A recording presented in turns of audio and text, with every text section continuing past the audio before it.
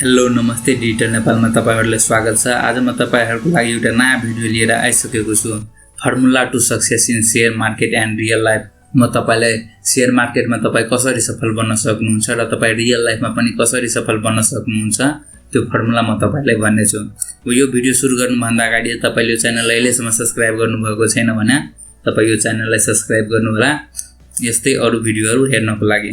अब म तपाईलाई फर्मुला टु सक्सेस भन्न गइरहेको छु। सक्सेस हुनको लागि के गर्नुपर्छ त्यो फर्मुलाहरु म तपाईलाई भन्न गइरहेको छु। एक नम्बरमा रहेको छ हाम्रो बानीलाई ध्यान राख्ने। हामी आफ्नो ह्याबिटलाई ध्यान राख्नुपर्छ किनकि तपाई हामी अहिले जहाँ छ त्यसमा मेन हात भनेको हाम्रो ह्याबिटकै हो।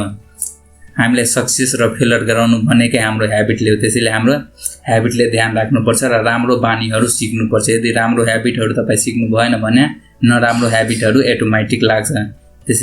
यस्तै यदि तपाईले पैसा सेभ गर्ने बानी सिक्नु भएको छैन भने तपाईले लोन लिने बानी अटोमेटिक लाग्छ। त्यसैगरी तपाईले पढ्नको लागि यदि स्कुलमा जानु भएन भने नपढ्नको लागि तपाईले छुट्टै कुनै अर्को स्कुलमा जानु पर्दैन। त्यो तपाईलाई अटोमेटिक हुन्छ। मुड तपाई अटोमेटिक बन्न सक्नुहुन्छ। त्यो रुल रहेको छ नेचरमा। यदि तपाई एक्सरसाइज गरेर स्वस्थ हुनु भएन भने तपाई एक्सरसाइज गर्नु भएन भने त्यो अटोमेटिक तपाई अस्वस्थ हुन सक्नुहुन्छ। त्यसको लागि तपाईले छुट्टै केही गर्नु पर्दैन। त्यसैगरी अर्को रहेको छ सक्सेस हुने ह्याबिटमा शेयर बजारमा लगानी गर्दा यी कुरामा पर्याप्त अनुसन्धान गर्ने। यदि तपाईले शेयर मार्केटमा पनि लगानी गरिराख्नु भएको छ भने तपाईको साथीले कुन कम्पनीको शेयर किने त्यो कम्पनीको शेयर किनेर हुँदैन। तपाई आफै एनालाइसिस गरेर शेयर कम्पनीको शेयर किन्नुपर्छ। यदि तपाईको साथीले कुनै कम्पनीको शेयर किन्यो तपाईले पनि त्यही कम्पनीको शेयर किन्नु भयो भने तपाई फस्न सक्नुहुन्छ किनकि तपाईले साथीले त्यो शेयर कुनै दिन बेच्छ र तपाईको साथीले भन्दैन म यो कम्पनीको शेयर बेचे भनेर तपाई त्यतिबेला फस्न सक्नुहुन्छ किनकि किन्ने बेला तपाई त्यसलाई हेरेर किन्न सक्नुहुन्छ र बेच्ने बेला थाहा पाउनुहुन्न। त्यसैगरी तपाईले यदि कुनै कम्पनीको शेयर किन्न चाहनुहुन्छ भने त्यसको बोनस हिस्ट्रीहरु चेक गर्नुहोस्। यदि कुनै सबभन्दा मेन कुरा हुन्छ कुनै कम्पनीको बोनस हिस्ट्री। यदि कुनै कम्पनीले रेगुलर बोनस दिइरहेको छ भने त्यो कम्पनी राम्रो हुन्छ। त्यसैगरी तपाईले ईपीएस चेक गर्नु। त्यो कम्पनीले कति पैसा कमाइरहेको छ त त्यो ईपीएस अर्निङ पर शेयर तपाई चेक गर्नु होला। त्यसैगरी तपाईले PE ratio price to earning ratio कति हो त्यो चेक गर्न सक्नुहुन्छ। त्यसैगरी बुक भ्यालु कति हो यो सबै तपाई चेक गरेर मात्रै कुनै कम्पनीमा लगानी गर्नु होला। त्यसैगरी तपाई लगानी गर्दाखेरि सबै पैसा कुनै एउटा सेक्टरमा लगानी नगर्नुहोस्। जस्तै माइक्रो फाइनान्समा लगानी गर्नुभयो भने सबै पैसा त्यसमै लगानी नगर्नुहोस्। सबै sector hydro power micro finance bank insurance सबै सेक्टरमा लगानी गर्नुहोस्। कुनै एउटै सेक्टरमा सबै पैसा लगानी नगर्नुहोस्। अर्को रहेको छ not invest more than 10% in one company. यो फर्मुला नै रहेको छ शेयर मार्केटको लागि।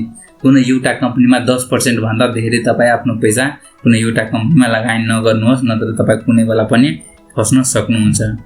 त्यसैगरी सफल हुने अर्को सूत्र रहेको छ आपतकालका लागि बचत गर्ने।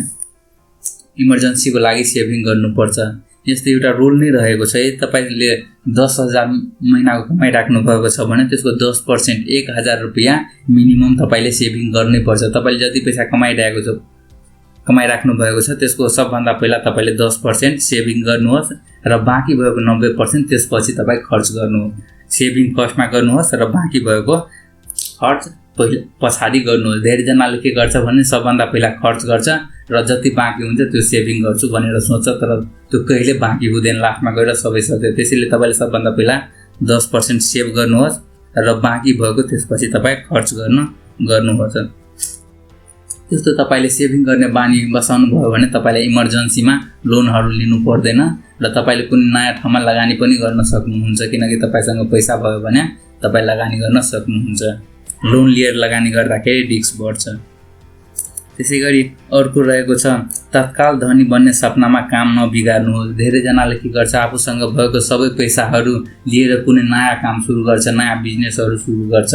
तर एउटा अनुसन्धानले के भनेको छ भने जति स्टार्टअपहरु सुरु हुन्छ नि जति नयाँ बिजनेसहरु सुरु हुन्छ त्यो 100% मा 90% बिजनेसहरु पहिलो सालमै बन्द हुन्छ। यदि 100 बिजनेस सुरु भएको छ भने त्योबाट 90 वटा बिजनेसहरु पहिलो सालमै बन्द हुन्छ र जुन बाँकी हुन्छ 10% त्यो 10% बाट पनि 9 वटा बिजनेसहरु अगाडि 5 सालमा गएर बन्द हुन्छ। त्यसैले तपाई आफ्नो सबै सम्पत्ति सबै पैसाहरु कुनै एउटा कम्पनीमा धेरै फाइदा हुन्छ कसैले भन्यो भने त्यसको आधारमा लगानी नगर्नुहोस् किनकि फस्न सक्नुहुन्छ। लगानी गर्नुभन्दा अगाडि तपाईले डिटेल एनालाइसिस गरेर मात्र लगानी गर्नुहोस्। त्यसैगरी 5 नम्बरमा रहेको छ चाहिने भन्दा धेरै शपिङ नगर्नु। यदि यो पनि एउटा नराम्रो बानीमा पर्छ कि धेरै जनालाई धेरै त्यो शपिङ गर्ने बानी हुन्छ। त्यस्तो बानी छ भने तपाईँ त्यो बानीलाई छोड्नुहोस्। तपाईले आवश्यकता परेको बेला मात्रै त्यो खर्च गर्नै पर्छ, तर आवश्यकता भएको बेला मात्रै खर्च गर्नुहोस्, जथाभावी खर्च नगर्नुहोस्। एउटा कोटेसन नै रहेको छ, spend like bigger and invest like king. हामीले त्यो खर्च गर्ने बेला भिखारी जस्तो खर्च गर्नुपर्छ, एकदम कम खर्च गर्नुपर्छ र लगानी गर्नु पर्दाखेरि राजा जस्तो दिल खोलेर लगानी गर्नुपर्छ। यो कोटेसन नै रहेको छ, spend like bigger and invest like king. त्यसैगरी अर्को रहेको छ 6 नम्बरमा रहेको छ फर्मुलाको अरूको पछि नलाग्ने।